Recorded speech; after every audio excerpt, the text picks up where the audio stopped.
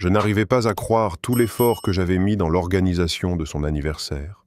C'était mon idée dès le départ. Chaque détail, chaque euro, chaque nuit blanche passée à planifier. Je voulais que ce soit parfait pour elle. Ma femme depuis 4 ans, la femme autour de laquelle j'avais construit ma vie. Le lieu était un magnifique rooftop en plein centre-ville, avec une vue sur l'horizon urbain qui vous laissait bouche bée. J'avais commandé un gâteau à 5 étages, un mélange de chocolat et de vanille, son préféré. Il y avait aussi une tour de champagne, comme dans les films, avec des verres empilés si haut qu'ils scintillaient sous les guirlandes lumineuses que j'avais payées en supplément. J'avais même fait venir des fleurs de l'autre bout du monde, des orchidées éclatantes et exotiques, parce qu'elle avait dit un jour que c'était son bouquet de rêve. Ça m'avait coûté une fortune. Mais peu importe. C'était sa soirée, et je voulais qu'elle se sente au centre de l'univers. Je me tenais là, dans mon plus beau costume, la regardant rire et discuter avec nos 60 invités, amis, famille, des gens qu'on connaissait depuis toujours. J'étais fier, fatigué, bien sûr, mais fier. Elle était sublime dans la robe que nous avions choisie ensemble des mois plus tôt, ses cheveux captant la lumière à la perfection. Je me disais, c'est ça, le mariage, la rendre heureuse. Puis elle a pris le micro. Je pensais qu'elle dirait quelque chose de doux, peut-être me remercier d'avoir tout organisé. Au lieu de ça, elle a levé son verre et a commencé à parler de Damien Rivera, mon guide, mon phare. A-t-elle dit, sa voix forte et claire par-dessus le brouhaha de la foule, celui qui a été là pour moi dans les moments les plus durs. J'étais figé, mon sourire coincé sur mon visage, comme s'il ne savait plus quoi faire. Damien, le type avec qui elle travaillait, celui qu'elle avait mentionné quelquefois, toujours sur un ton désinvolte qui ne m'avait jamais inquiété. Ma poitrine s'est serrée, mais je me suis dit de respirer, d'attendre, peut-être qu'elle parlerait de moi ensuite. Elle ne l'a pas fait. À la place, elle s'est tournée vers moi avec un petit sourire en coin, comme si elle s'apprêtait à faire une blague magistrale. Elle m'a tendu un sac cadeau, petit et léger, en disant « Pour toi, chérie ». Les gens ont ri. Pensant que c'était mignon, je l'ai ouvert, m'attendant à une montre ou une cravate, quelque chose de normal, mais non. À l'intérieur, il y avait un t-shirt noir, de marque, plié parfaitement. Je l'ai sorti, les tenues en l'air. Et là, en grosses lettres blanches, divorcé. La foule s'est tue un instant, puis quelques rires nerveux ont percé le silence. Elle souriait comme si c'était la chose la plus drôle du monde. Comme si elle venait de remporter un prix d'humour.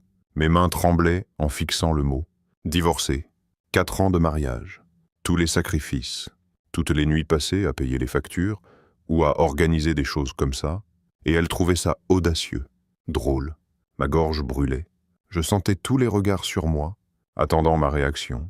J'aurais pu crier, j'aurais pu lui jeter le t-shirt au visage et partir sur le champ. Mais je ne l'ai pas fait. J'ai posé le sac, fouillé dans ma poche, et sorti le bracelet Cartier que je lui avais acheté comme véritable cadeau d'anniversaire. Il était en or, élégant, cher, quelque chose pour lequel j'avais économisé parce que je savais qu'elle l'adorerait. Je l'ai posé sur la table à côté du gâteau, bien en vue de tous. Pas un mot, pas de scène. Je me suis retourné et je suis parti. L'air m'a frappé le visage en sortant, vif et froid, mais je ne me suis pas arrêté. J'entendais les bavardages s'estomper derrière moi, le tintement des verres, le murmure de la confusion.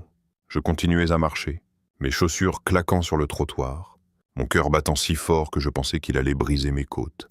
Je ne savais pas encore où j'allais, mais une chose était sûre, je n'allais pas revenir en arrière, ni pour elle, ni pour personne. Ce t-shirt n'était pas juste une blague, c'était une déclaration, et je n'allais pas rester là à l'accepter. L'air nocturne m'a giflé en quittant cette soirée sur le rooftop, ma cravate flottant librement dans le vent. Je n'avais pas fait 10 pas que je me suis arrêté. Les poings serrés, j'avais laissé le bracelet sur la table, son cadeau d'anniversaire, celui que j'avais passé des mois à choisir, celui que j'imaginais sur elle avec ce grand sourire qu'elle me faisait autrefois. Il était là, abandonné, comme un trophée pour sa petite mise en scène. Et ce t-shirt, divorcé, revenait sans cesse dans mon esprit, ces lettres blanches creusant des trous dans mon crâne. Je ne pouvais pas en rester là. Je ne pouvais pas la laisser avoir le dernier mot, pas après qu'elle m'avait humilié devant tous ceux qu'on connaissait. Alors, je me suis retourné, mes jambes avançant avant que mon cerveau ne rattrape, me ramenant à travers les portes vitrées, passant devant le voiturier confus qui avait à peine ouvert la bouche pour demander mon ticket. Le bruit de la fête m'a frappé à nouveau, les rires, les vers qui s'entrechoquaient, une chanson entraînante qu'elle avait choisie pour la playlist. Je n'ai regardé personne, ni ses amis, ni les miens, ni les serveurs qui se faufilaient dans la foule avec des plateaux de champagne. Je suis allé directement à la table, celle avec le gâteau, les fleurs et le bracelet scintillant sous les lumières. Elle était toujours devant, discutant avec Damien, me tournant le dos, probablement en pensant que j'allais m'éclipser comme un chien blessé. J'ai pris le bracelet, le métal frais glissant dans ma paume, et je l'ai remis dans ma poche. Personne n'a dit un mot. Quelques têtes se sont tournées, les yeux écarquillés. Mais personne ne m'a arrêté. Peut-être était-il trop choqué. Peut-être qu'il s'en fichait. Peu importe. J'en avais fini. Je suis sorti à nouveau, cette fois pour de bon. Le voiturier avait préparé ma voiture. Une berline noire que j'avais achetée il y a 2 ans. L'une des rares choses sur lesquelles j'avais tenu bon quand elle avait insisté pour un SUV hors de prix qu'elle voulait à la place. Je me suis glissé sur le siège conducteur, j'ai claqué la portière et je suis resté là 1 minute. Fixant le tableau de bord, mon téléphone a vibré dans ma poche, je l'ai ignoré. Le moteur a ronronné et j'ai pris la route, les lumières de la ville défilant autour de moi, comme si elles n'avaient aucune importance. 5 minutes plus tard, ça a commencé. Le premier appel. Mon téléphone s'est allumé sur le siège passager, son nom illuminant l'écran. Je n'ai pas décroché. Il a sonné. C'est tu, puis c'est rallumé. Encore et encore. Quand j'ai atteint l'autoroute, c'était incessant. Vibration après vibration. Son nom s'accumulant dans les notifications d'appels manqués. Je l'ai regardé 1 fois, juste assez longtemps pour voir le nombre grimper. 10 appels. 20, 50. Je continuais à conduire, la route s'étendant sombre et vide devant moi. Mes mains serraient le volant si fort que mes jointures sont devenues blanches. Que voulait-elle? S'excuser, rire encore, expliquer pourquoi elle pensait que me donner ce t-shirt devant tout le monde était acceptable. Je m'en fichais. Plus maintenant. Le téléphone continuait, implacable, comme si elle pensait pouvoir m'avoir à l'usure si elle essayait assez fort. Je me suis garé à ma place habituelle devant notre appartement. Non, mon appartement maintenant. Et j'ai vérifié l'écran. 157 appels manqués, tous d'elle. J'ai éteint le téléphone. Le silence m'a frappé comme une vague. Je suis resté là dans l'obscurité, le moteur tic-tac en refroidissant. Et quelque chose s'est déclenché en moi. Ce n'était pas juste à propos de la fête. Ce n'était pas juste à propos de partir. Ce t-shirt, ces appels, le fait qu'elle ait remercié Damien au lieu de moi, c'était la fin de nous. Des années à me plier en 4, à la mettre en avant, à penser que si je faisais plus d'efforts, elle me verrait comme je la voyais. Et pourquoi? Être la punchline de sa grande soirée. J'ai pris mes clés et je suis sorti. Le froid mordant mon visage à nouveau, l'immeuble se dressait au-dessus de moi, calme et familier. Mais ça ne ressemblait plus à un foyer. Ça ressemblait à une coquille. Quelque chose que j'avais dépassé sans même m'en rendre compte. Je ne savais pas ce qui venait ensuite, où j'irais, ce que je ferais. Mais je savais une chose. Je ne répondrais pas à ces appels. Pas ce soir. Plus jamais. J'avais quitté la fête, bien sûr. Mais j'avais aussi quitté le mariage. Et elle pouvait appeler autant qu'elle voulait. J'étais déjà parti. Je me suis réveillé le lendemain matin sur le canapé défoncé de la chambre d'amis de Théo, un endroit qui sentait légèrement le vieux café et la poussière. Ma veste de costume était froissée sur le sol. Ma cravate jetée sur une chaise comme un serpent mort. J'avais conduit directement chez lui, la veille, après avoir quitté la fête. Mon téléphone toujours éteint, ses 157 appels. Manqué, enfermé dans le noir. Théo n'a pas posé beaucoup de questions quand je suis arrivé. Il a juste ouvert la porte, m'a tendu une bière et m'a laissé m'installer. Maintenant, la lumière du soleil filtrait à travers les stores, découpant les murs nus, et je restais là, fixant le plafond, essayant de comprendre ce qui était arrivé à ma vie. Théo est entré en traînant les pieds, les cheveux en bataille, portant 2 tasses de café. Il en a posé une sur la table à côté de moi, la vapeur s'élevant en volutes paresseuses, et s'est assis dans un fauteuil qui a grincé sous son poids. On ne revient pas de quelque chose comme ça, a-t-il dit, sa voix basse et certaine, comme s'il y avait déjà réfléchi. Je n'ai pas répondu tout de suite. J'ai pris le café, la chaleur brûlant mes doigts, à travers la tasse, et j'ai laissé ces mots s'imprégner. Il avait raison. Je le savais à la seconde où elle m'a tendu ce t-shirt. Divorcé, comme si c'était un petit cadeau malin. Mais ce n'était pas juste le t-shirt. C'était tout ce qui avait précédé, toutes les pièces que j'avais ignorées parce que je l'aimais, parce que je pensais que c'était ce qu'on faisait quand on était marié. J'ai siroté le café, amer et forte, et mon esprit a commencé à tout repasser. Les fois où elle m'avait demandé de déménager dans d'autres villes pour son travail, promettant que ça en vaudrait la peine. J'avais laissé un bon boulot derrière moi, emballé notre vie, et je l'avais suivi. Puis il y avait les promotions que j'avais refusées parce qu'elles signifiaient moins de temps à la maison. Et elle n'aimait pas ça. On est une équipe, disait-elle. Et je hochais la tête, pensant que ça avait du sens. Les vacances, aussi. Je les sautais, travaillant des heures supplémentaires pour qu'elle puisse poursuivre ses rêves, s'envoler pour des conférences, bâtir sa carrière. Je ne me plaignais jamais. Je pensais que c'était mon rôle de la soutenir, d'être le roc pendant qu'elle brillait, et elle brillait. Les gens l'adoraient, son charme, son rire, sa façon d'illuminer une pièce. J'aimais ça chez elle, aussi. Mais la veille, sous ces guirlandes lumineuses que j'avais payées, elle avait brillé pour quelqu'un d'autre. Damian Rivera, son phare.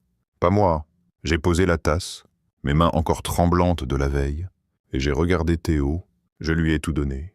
Ai-je dit, ma voix rauque, comme si elle ne s'était pas encore réveillée. Il a hoché la tête, s'adossant dans le fauteuil. Ouais, mec. Et elle t'a donné un t-shirt. Ça faisait mal, mais c'était vrai. J'ai repensé à la fête. 60 personnes, toutes regardant son toast à Damien, toutes me voyant tenir ce sac. Je me demandais ce qu'ils pensaient. Riaient-ils parce qu'ils étaient d'accord avec elle? Avaient-ils pitié de moi? Ou s'en fichaient-ils? J'avais passé tellement de temps à essayer de la rendre heureuse, à faire fonctionner notre couple. Et en une nuit, elle avait fait de moi une blague. La chambre d'amis semblait plus petite alors, les murs se refermant, et je me suis levé, marchant jusqu'à la fenêtre. Dehors, la ville s'éveillait, les klaxons des voitures, les gens se pressant pour aller au travail. Ma vie était comme ça avant, occupée, pleine de sens, en mouvement. Maintenant, c'était juste moi, immobile, tenant une tasse de café et un égo meurtri. Théo m'observait, sirotant sa propre boisson, sans me pousser à parler. Il n'avait pas besoin de le faire. On était amis depuis l'université. Il me connaissait mieux que la plupart. Et maintenant, a-t-il demandé finalement, brisant le silence. Je n'avais pas de réponse. Pas encore. Mais en fixant l'horizon, quelque chose a changé. Je n'étais plus le mec qui attendait, celui qui hochait la tête et souriait pendant qu'elle décidait de tout. Ce mec était parti la veille. Le bracelet était toujours dans ma poche. Je sentais son poids contre ma jambe, un rappel de ce que j'avais repris. Peut-être que Théo avait raison. On ne revient pas de quelque chose comme ça. Mais peut-être qu'on n'a pas besoin de le faire. Peut-être qu'on continue juste à marcher, qu'on découvre qui on est sans le poids de la lumière de quelqu'un d'autre. Je me suis tourné vers lui, la mâchoire serrée. J'en ai fini d'être jetable. Ai-je dit, il a levé sa tasse. Bien, il était temps. Je n'ai pas rallumé mon téléphone pendant 2 jours après la fête. Ces 157 appels manqués étaient là, en attente. Mais je n'étais pas prêt à les affronter. Ni elle. Je suis resté chez Théo, dormant sur ce canapé grinçant, me réveillant au son de sa cafetière, gargouillant dans la cuisine. C'était calme là-bas, simple. Et pour la première fois depuis des années, je n'avais pas l'impression de devoir être quelque part ou faire quelque chose pour quelqu'un d'autre. Mais je ne pouvais pas me cacher éternellement. J'avais une vie à organiser, un mariage à terminer, et je n'allais pas laisser ça traîner plus longtemps que nécessaire. Alors, j'ai passé un coup de fil, pas à elle, mais à Clara Mendez, une avocate dont j'avais entendu parler par un collègue. Elle était vive, dure, le genre de femme qui ne plaisantait pas. On s'est rencontrés à son bureau en centre-ville, un petit espace avec de grandes fenêtres et des piles de dossiers sur toutes les surfaces. Elle ne souriait pas beaucoup, m'a serré la main et est entrée directement dans le vif du sujet. « Quel est votre objectif ?» a-t-elle demandé, stylo posé au-dessus d'un carnet. Je me suis adossé dans le fauteuil, le bracelet toujours dans ma poche, comme une pierre que je ne pouvais pas lâcher. Je veux en sortir. Ai-je dit, proprement, silencieusement, sans drame. Elle a hoché la tête, comme si elle avait entendu ça 100 fois. Bien, je ne fais pas de divorce bruyant. C'est une perte de temps. Je l'aimais déjà.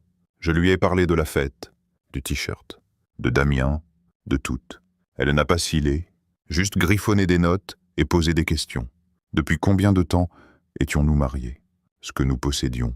Qui payait quoi? Je lui ai dit que j'avais couvert la plupart des frais. L'appartement, les voitures, la fête elle-même. Clara a haussé un sourcil, mais n'a pas fait de commentaire. À la fin de l'heure, elle avait un plan. On va déposer la demande discrètement. A-t-elle dit, pas de désordre public. Vous gardez ce qui est à vous. Elle garde ce qui est à elle. Si elle se bat, on gérera. Je lui faisais confiance. Elle avait cette assurance, comme si elle avait vu trop de mariages s'effondrer pour se soucier des théâtralités. Pour elle, c'était du business. Pour moi, c'était la survie. Je suis sorti de son bureau en me sentant plus léger, comme si j'avais transmis un poids que je ne savais pas que je portais. Ce soir-là, je suis retourné dans l'appartement. Notre appartement, bien qu'il ne semblait plus être le nôtre, elle n'était pas là, probablement chez sa sœur ou chez une amie, pensant ses blessures après que je n'ai pas répondu. Je m'en fichais de savoir où elle était. Je voulais juste récupérer mon espace. Le lendemain matin, je suis allé au travail. J'avais pris un jour de congé après la fête, mais maintenant, j'étais prêt à m'y plonger. Mon boulot n'était pas glamour, gestion de projet pour une entreprise tech, mais j'étais bon. Je suis entré dans le bureau, passé devant les cubicules et la machine à café. Et je me suis assis à mon bureau. Ma boîte de réception était un chaos, mais ça ne me dérangeait pas. J'ai commencé à trier les emails, marquant les urgents, organisant des réunions. Ça faisait du bien de se concentrer sur quelque chose que je pouvais contrôler. Vers ce midi, mon patron, Grégory, est passé. C'était un grand gaillard, voix forte, toujours avec des cravates qui ne s'accordaient pas vraiment avec ses chemises. « Te revoilà », a-t-il dit. S'appuyant contre mon bureau, « J'ai entendu que t'as passé un week-end difficile. » J'ai haussé les épaules, quelque chose comme ça. Il n'a pas insisté, juste tapoté le dossier qu'il tenait. « On a un nouveau client, un compliqué. Tu le veux ?» J'ai levé les yeux vers lui. Normalement, j'aurais hésité. Les gros clients signifiaient de longues heures, et elle détestait toujours quand je travaillais tard. Mais elle n'était plus là maintenant. « Ouais, » ai-je dit, « je le prends. » Grégory a souri. C'est ce que j'aime entendre. Le reste de la journée a filé. J'ai plongé dans le projet, une start-up qui avait besoin d'une refonte complète de son système, et je me suis perdu dans les détails. Tableaux, échéances, budgets. C'était bordélique, compliqué, et exactement ce dont j'avais besoin. Quand j'ai quitté le bureau, le soleil était couché, et ma tête était claire. J'ai arrêté de répondre à ces textos cette semaine-là. Ils avaient commencé après que les appels se soient arrêtés, course au début, comme « Où es-tu » ? Il faut qu'on parle. Puis plus long, décousu, disant qu'elle ne pensait pas ce qu'elle avait fait, que c'était juste une blague. Je n'ai pas répondu. Clara avait les papiers prêts pour vendredi. Et je les ai signés dans son bureau, mes mains fermes sur le stylo. Ce n'était pas une question de vengeance. Ce n'était même plus à propos d'elle, c'était à propos de moi, de reprendre la vie que j'avais laissée glisser. Grégory m'a appelé dans son bureau cet après-midi-là. « Tu assures ?» a-t-il dit. « Continue comme ça. On parle de promotion. » J'ai hoché la tête, un petit sourire au coin des lèvres. Pour la première fois depuis des années, j'avais l'impression d'avancer. Pas pour elle, pas pour nous, mais pour moi. J'ai commencé à courir tous les matins avant le lever du soleil, quand la ville était encore à moitié endormie et que les rues m'appartenaient. Ce n'était pas prévu. Je me suis juste réveillé un jour chez Théo, la tête bourdonnante de tout ça, et j'ai décidé que j'avais besoin de bouger. J'ai enfilé une vieille paire de baskets, un t-shirt et un short que je n'avais pas porté depuis des années, et j'ai pris la route. Le premier kilomètre était brutal. Mes poumons brûlaient, mes jambes semblaient en plomb, et j'ai pensé à faire demi-tour. Mais je ne l'ai pas fait. J'ai continué, un pas après l'autre, l'air froid mordant mon visage. Quand je suis revenu chez Théo, la sueur coulait dans mon cou, et ma poitrine se soulevait comme si j'avais livré une guerre. Ça faisait mal, mais c'était bon, comme si je secouais les morceaux de l'homme que j'étais avant. J'avais passé tellement de temps à rester immobile, à attendre qu'elle me remarque, qu'elle ait besoin de moi, que j'avais oublié ce que ça faisait de se pousser soi-même. Après ça, c'est devenu une routine. Debout à 5 heures, dehors à 5h15, courant dans l'obscurité, jusqu'à ce que le ciel devienne gris, kilomètre après kilomètre. Je me débarrassais du poids de tout ça. La fête, le t-shirt, les années à dire oui quand j'aurais dû dire non. J'ai quitté la maison de Théo cette semaine-là, retournant à l'appartement à plein temps. Elle n'était toujours pas là. Et je n'ai pas demandé où elle était partie.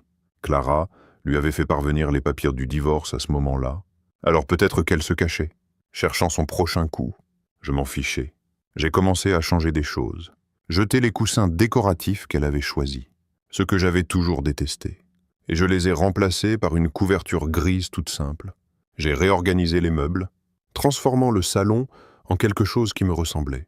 Ce n'était pas juste une question d'espace. Cependant, c'était à propos de moi. J'ai installé un coin près de la fenêtre avec un petit bureau, une lampe et une pile de carnets. J'ai commencé à écrire des choses, des idées, des plans, des trucs que j'avais toujours voulu faire mais pour lesquels je n'avais jamais eu le temps ou le courage. Des tableaux de vision sont venus ensuite, accrochés au mur avec des photos d'endroits que je voulais voir, de projets que je voulais entreprendre. Je ne reconstruisais pas juste une pièce, je me reconstruisais moi-même. Le travail est devenu intense, mais j'adorais ça. Le client que Grégory m'avait donné était un cauchemar, exigeant, pointilleux, changeant d'avis constamment. Mais je gérais. Les nuits tardives au bureau se transformaient en matins tôt à courir. Puis retour au bureau avec un café à la main. J'étais fatigué, bien sûr. Mais c'était le bon type de fatigue. Celui qui vient quand on fait quelque chose pour soi. Un jour, j'ai reçu un appel de Sacha, un jeune que j'avais rencontré à un événement de réseautage 1 an plus tôt. Il était jeune, peut-être 25 ans, avec de grandes idées et aucune idée de comment les réaliser. « J'ai une start-up », a-t-il dit, sa voix rapide et excitée, avec mon pote Omar. On a besoin d'aide. Je les ai rencontrés dans un dîner en centre-ville, le genre avec des tables collantes et des serveuses qui vous appellent « chérie ». Sacha avait les cheveux en bataille et un ordinateur portable couvert d'autocollants. Omar était plus calme, griffonnant des chiffres sur une serviette. Ils m'ont présenté leur idée, une application de livraison pour les petites entreprises. Quelque chose de local, de réel, c'était brut. Mais ça avait du potentiel. Je ne suis pas un gars de la tech, leur ai-je dit, mais je peux vous organiser, établir un plan. Ils ont souri comme si je venais de leur offrir 1 million d'euros. J'ai commencé à les rencontrer 1 fois par semaine, passant en revue les budgets, les échéances, les guidant à travers le chaos. Ce n'était pas payé, mais ça n'avait pas d'importance. Ça faisait du bien d'aider, de construire quelque chose de toute pièce. Une nuit, après une longue session avec eux, je me suis assis à mon bureau dans l'appartement, fixant le tableau de vision. Il y avait une photo d'une plage en Thaïlande, un gratte-ciel à New York, un croquis d'une maison que j'avais toujours voulu posséder. J'ai pris un stylo et ajouté quelque chose de nouveau. Investir dans Sacha et Omar. Ce n'était pas juste une question d'argent. Je voulais croire en leurs rêves, le voir grandir. Les courses me gardaient sain d'esprit. Chaque matin, je poussais un peu plus fort, allais un peu plus loin. Mon corps changeait, mes épaules s'élargissaient, mes jambes devenaient plus fortes. Mais c'était plus que ça. J'ai arrêté de me sentir comme le mec qui se tenait là, tenant ce t-shirt divorcé. J'ai arrêté d'attendre qu'elle appelle, qu'elle s'excuse, qu'elle arrange les choses. Elle n'avait plus d'importance. L'appartement n'était pas encore une salle de guerre, mais il s'en approchait, avec des plans, des idées, une vie que je construisais pour moi. J'avais repris le bracelet cette nuit-là, mais maintenant, je reprenais tout le reste. Et ça faisait un bien fou. J'étais dans mon bureau un après-midi, le soleil filtrant à travers les stores, quand mon téléphone a vibré avec un texto d'un vieil ami, Marc. Il n'était pas vraiment proche d'elle, mais il fréquentait les mêmes cercles. Alors je me suis dit qu'il avait entendu quelque chose. Ça va. Mec, disait le message. J'ai entendu qu'elle ne va pas super bien. Je n'ai pas répondu tout de suite. Je me suis adossé dans mon fauteuil, le bourdonnement du bureau autour de moi, les téléphones sonnant, les claviers cliquetant. Et j'y ai pensé. Pas super bien. Tant mieux. Je ne lui souhaitais pas de mal, mais je n'allais pas non plus pleurer pour elle. J'avais mis tout ce que j'avais dans ma propre vie dernièrement, le travail, la course, la start-up de Sacha et Omar, et je me sentais plus fort que je ne l'avais été depuis des années. Si elle trébuchait, c'était son problème. Marc a envoyé un autre texto 1 heure plus... Damien a démissionné. Elle galère au boulot. Ça a attiré mon attention. Damien Rivera, son phare. Le mec qu'elle avait porté au nu à la fête pendant que je restais là comme un idiot avec ce t-shirt. Il avait démissionné. Je ne connaissais pas les détails. Marc non plus. Il a juste dit que c'était soudain. Mais je pouvais l'imaginer. Elle s'était appuyée sur lui, avait construit toute son image autour de lui. Et maintenant, il était parti. Je n'ai pas souri, Mais je n'ai pas non plus ressenti de peine. Je suis retourné à mon tableur. Les chiffres flous pendant 1 seconde avant que je ne me reconcentre. Le travail était mon encre maintenant. Grégory m'avait confié 2 autres projets. Des gros... Et le mot promotion flottait dans l'air. Je suis resté tard ce soir-là. Le bureau c'est vidant. Juste moi et la lueur de mon écran d'ordinateur. J'aimais le calme. Ça me donnait de l'espace pour réfléchir. Le lendemain, une autre amie, Lisa, a appelé. Elle était plus proche d'elle. Une de ces connexions mutuelles que je n'avais pas encore coupées. Elle a essayé un podcast, a dit Lisa, sa voix hésitante, comme si elle n'était pas sûre que je veuille l'entendre. Ça a fait un flop. Un épisode, et les gens ont détesté. J'étais en train de rentrer chez moi, le téléphone sur haut-parleur, les lumières de la ville défilant. J'ai dit, reste en bref. Lisa a continué. Elle poste à nouveau en ligne, essayant de récupérer ses abonnés. Mais ça ne marche pas. Les gens n'arrêtent pas de parler de la fête. J'ai serré le volant un peu plus fort. La fête, ce fichu t-shirt. Je n'ai pas dit grand-chose. J'ai juste laissé Lisa parler jusqu'à ce qu'elle s'essouffle. Merci pour les nouvelles, ai-je dit, et j'ai raccroché. Je n'avais pas besoin d'en entendre plus. Elle s'effondrait, morceau par morceau, et ça ne me surprenait pas. Elle avait toujours été douée pour briller quand les choses étaient faciles, quand quelqu'un d'autre, moi, Damienne, peu importe, la soutenait. Maintenant, les soutiens étaient partis, et elle ne savait pas comment tenir debout. Pendant ce temps, ma vie décollait.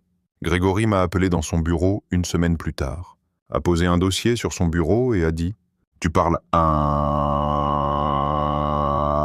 séminaire le mois prochain. » Un truc pour les entreprises locales. Ils t'ont demandé... J'ai cligné des yeux. Oui. Il a ri. Ce gros rire tonitruant qui était le sien. Ouais. Toi, tu fais un malheur en ce moment. Les gens le remarquent.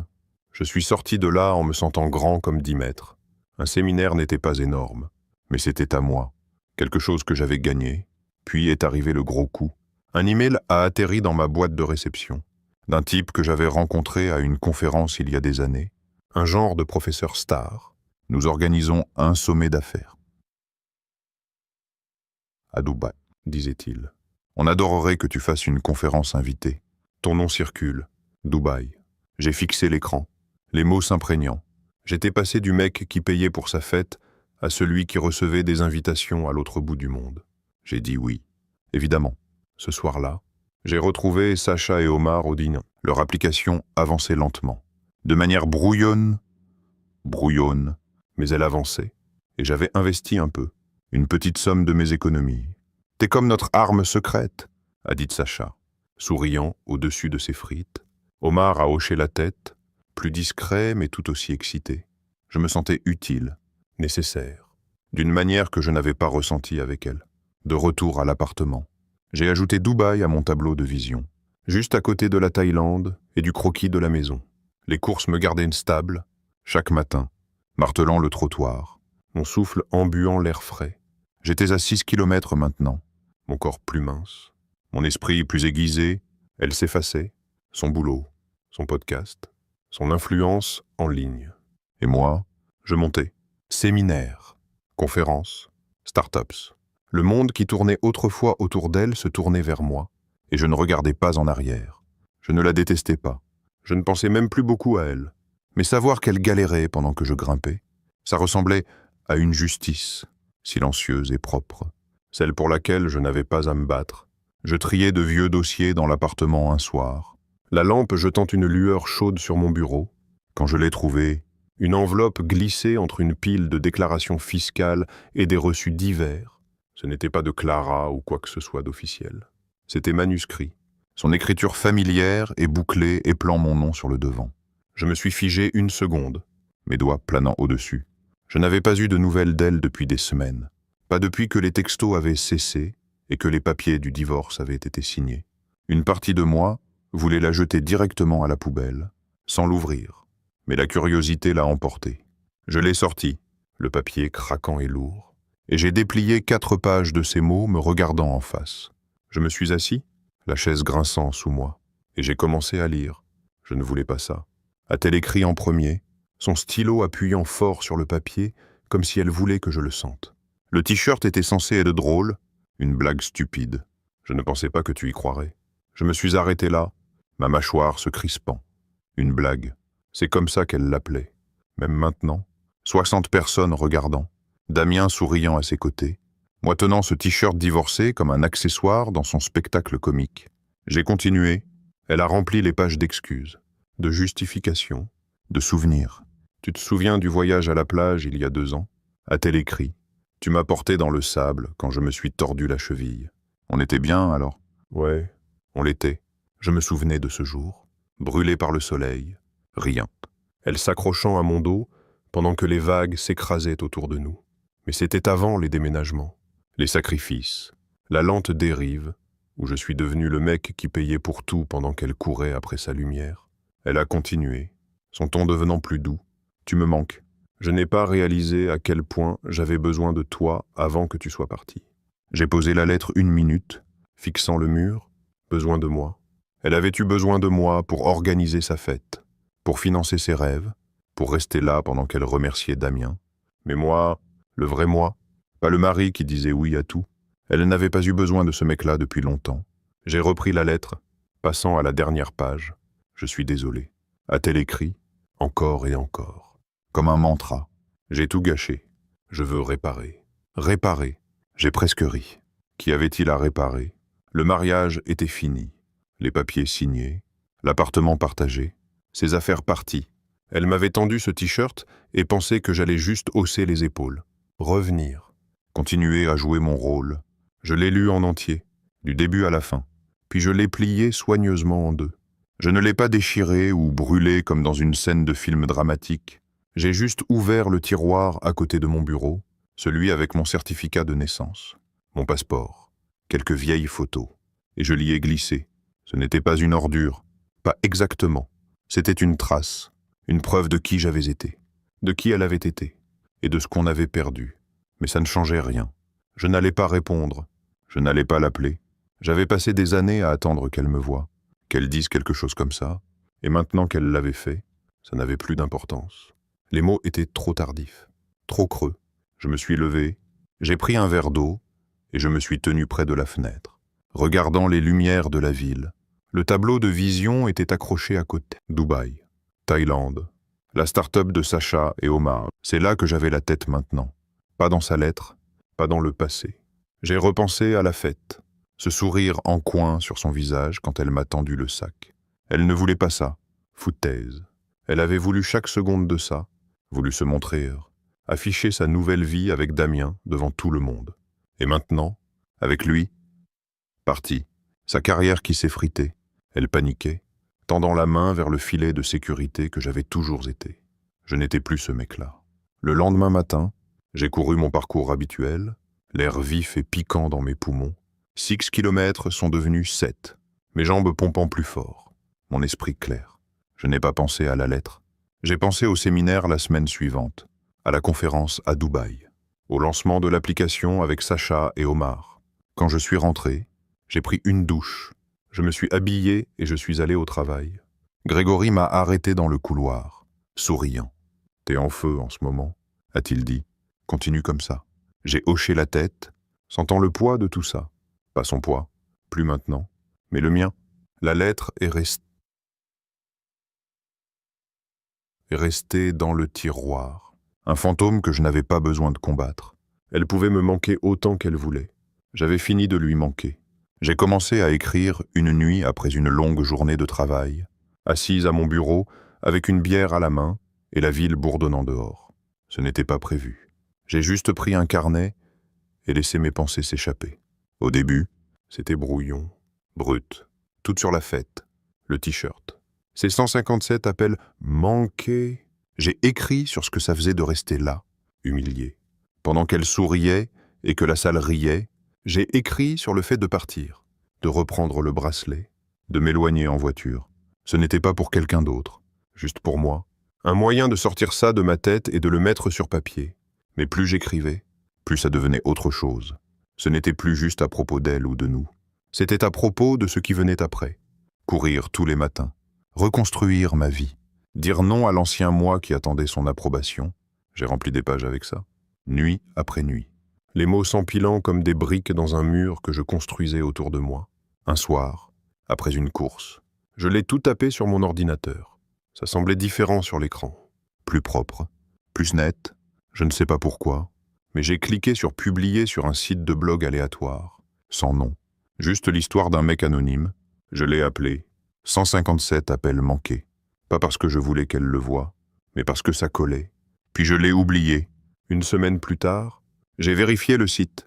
Il y avait des commentaires, des dizaines. C'est de ma vie, disait l'un. J'ai ressenti chaque mot, disait un autre. Des gens que je ne connaissais pas, venant d'endroits où je n'étais jamais allé. Le lisaient, s'y connectait. Je suis resté là, fixant l'écran, mon cœur battant.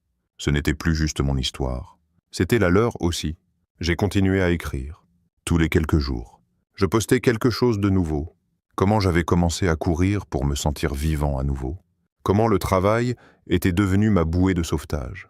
Comment j'avais arrêté de me soucier de ce qu'elle pensait. Le blog a grandi. Des centaines de vues sont devenues des milliers. Des emails ont commencé à arriver. Des gens me remerciant, posant des questions. Comment as-tu tourné la page? Demandait l'un. Que fais-tu quand tu te sens bloqué? Écrivait un autre. Je leur répondais. Pas comme un expert, mais comme moi. Quelqu'un qui était passé par là, qui avait trouvé son chemin pas à pas. Ce n'était pas à propos d'elle qui s'effondrait ou de moi qui me vengeais. C'était à propos de me choisir, de me réveiller chaque jour et de construire quelque chose de nouveau. Un matin, autour d'un café avec Théo, je lui en ai parlé. C'est un blog, ai-je dit, haussant les épaules comme si ce n'était de rien. Les gens aiment. Il a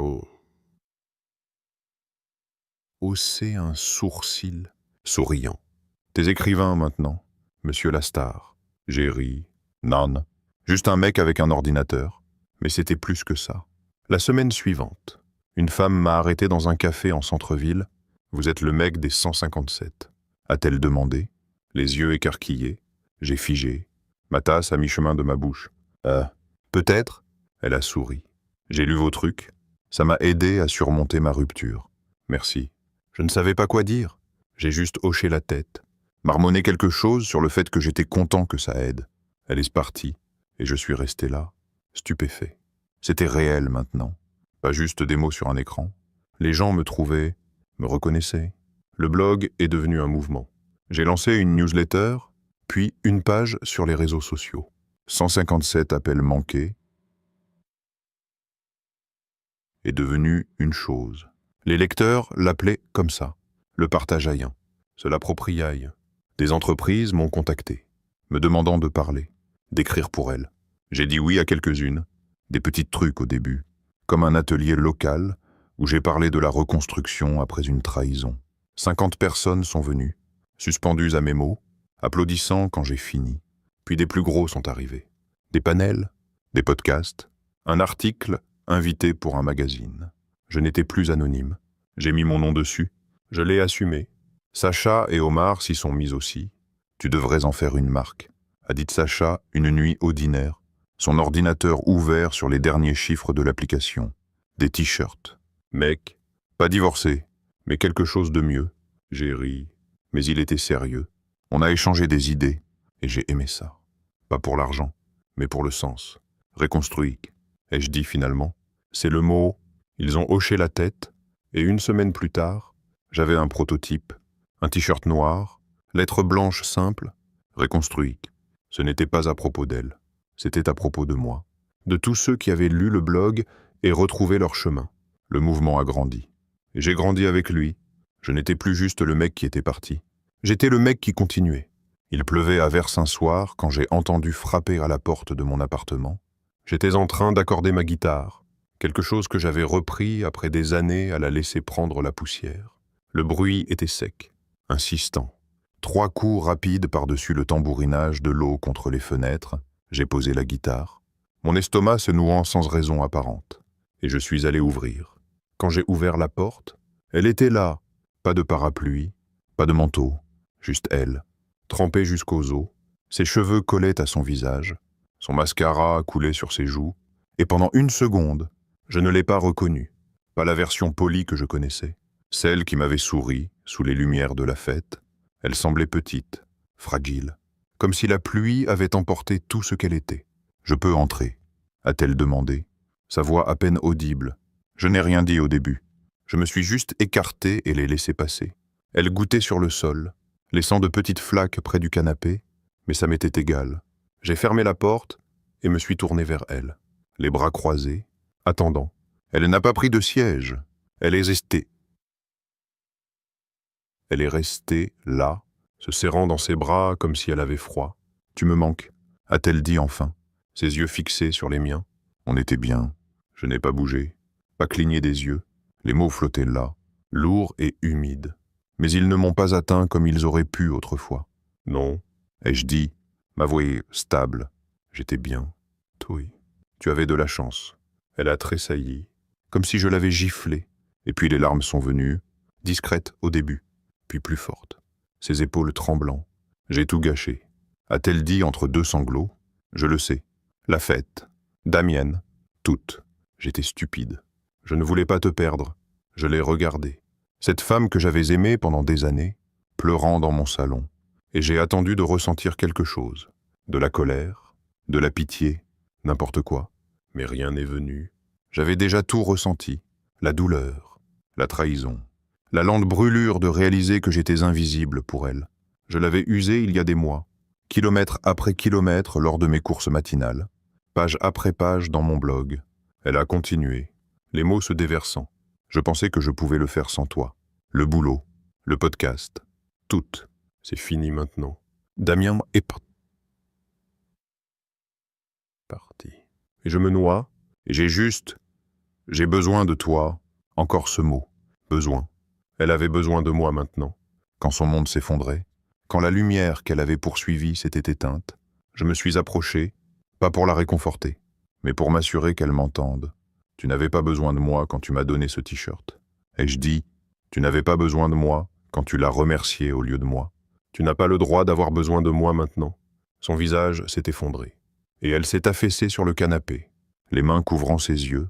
Je ne me suis pas assis. Je suis resté là, la regardant, et j'ai tout vu. La fête, les appels, la lettre qu'elle avait envoyée, c'était son dernier coup, sa dernière tentative pour me ramener. Mais je n'étais plus ce mec-là.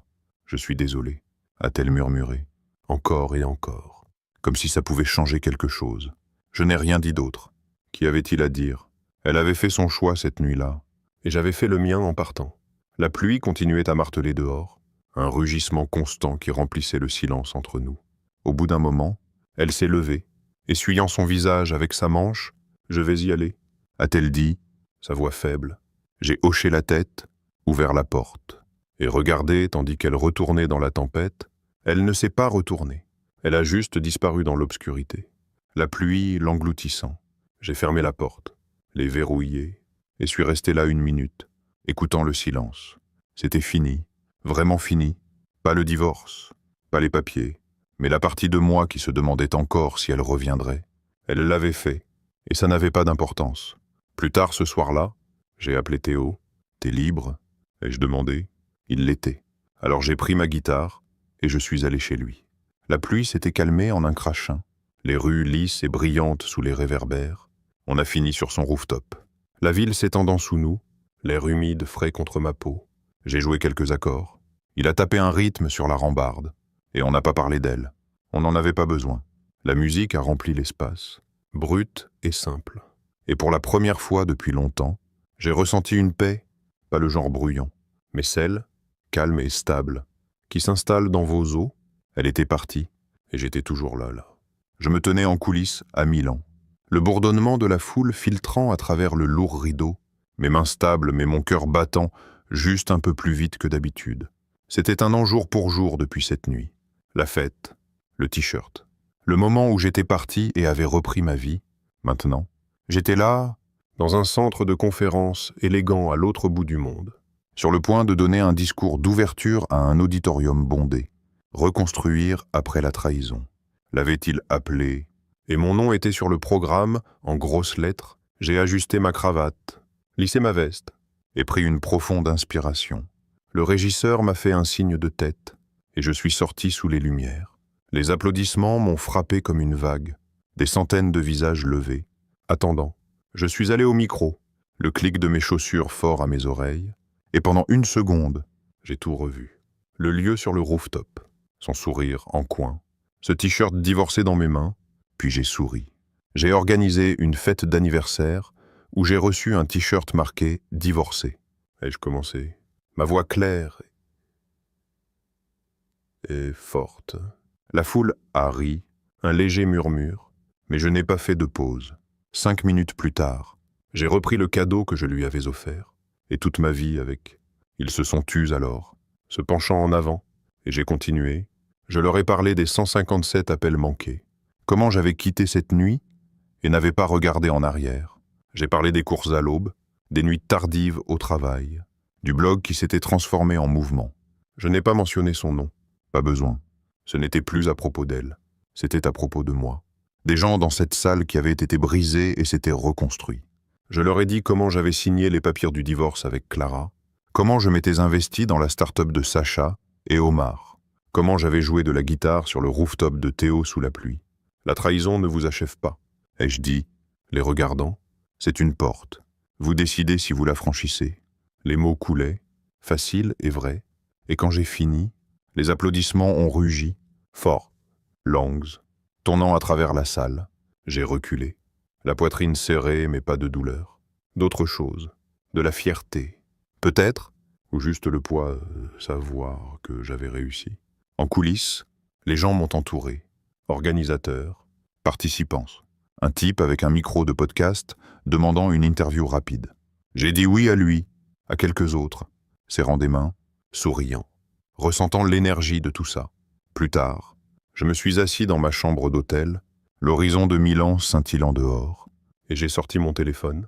J'ai parcouru les commentaires du blog, des nouveaux de ce jour, de gens qui étaient dans le public. Vous avez changé ma vie. Écrivait l'un, je franchis cette porte, disait un autre. J'ai posé le téléphone et me suis adossé, le calme s'installant. Il y a 1 an, j'étais le mec qui payait pour tout. Le gâteau, les fleurs, ses rêves, pour finir par partir avec rien d'autre qu'un t-shirt et un ego meurtri. Maintenant, j'étais là, parlant à Milan, avec Dubaï derrière moi et d'autres invitations s'accumulant. L'application de Sacha et Omar avait été lancée le mois dernier, et j'avais porté le t-shirt reconstruit à leur fête, souriant pendant qu'ils portaient un toast en mon honneur. Théo m'avait envoyé un texto ce matin-là. Oh non. Mec, t'es une légende. Je ne me sentais pas comme une légende. Je me sentais comme moi, plus fort, bien sûr. Mais toujours le mec qui aimait le café trop amer et les courses trop longues. Le bracelet était toujours dans mon tiroir de bureau à la maison, à côté de sa lettre, mais je ne l'avais pas regardé depuis des mois. Ça n'avait plus d'importance. Elle n'avait plus d'importance. J'avais entendu par Lisa qu'elle avait déménagé ailleurs, recommencé. Mais je n'ai pas demandé de détails. Ce chapitre était clos. Je me suis levé, j'ai versé un verre d'eau et je me suis tenu près de la fenêtre, la ville s'étendant sous moi. L'horizon s'étirait, large, infini. Et j'ai pensé à ce qui venait ensuite. Plus de discours. Peut-être un livre, aider Sacha et Omar à développer leur entreprise. Le blog était une marque maintenant. 157 appels manqués. Un cri de ralliement pour les gens comme moi qui avait transformé la douleur en pouvoir. J'avais répondu à un appel cette nuit-là, celui que je m'étais fait à moi-même quand j'étais parti. Ce n'était pas à propos de vengeance. Ça ne l'avait jamais été. C'était à propos de réinvention, de choisir de continuer quand le monde s'attend à ce que vous tombiez. Les applaudissements de la foule résonnaient encore dans ma tête. Pas pour elle, pas pour nous, mais pour moi, j'ai levé mon verre à l'horizon. Un toast silencieux à l'homme que j'étais devenu. Et je savais que je ne m'arrêterais jamais d'avancer.